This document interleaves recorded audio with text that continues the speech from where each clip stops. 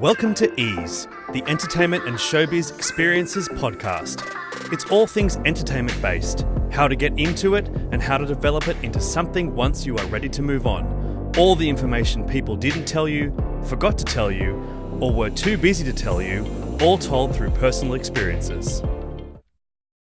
You go to the audition and try your hardest, and of course, majority of the time, not all of the best outcomes, so it's not like you want to rehash that whole situation all over again. So I get it. Exactly. So you come home and then you choreograph your whole meal for dinner instead of dealing with people and dancers who talk back or don't get the triple pirouette you need on count 7 and 8. Like, use inanimate objects instead of people.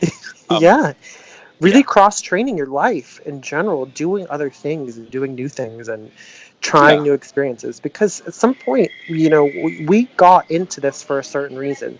We use skills every single day, and those skills are going to help us do something else when we want to. So we just have to make sure we're trying other things so we can find out what the perfect fit is going to be for us. If that does not include performing. Debbie Allen once said, it was a gala I performed in that was celebrating her.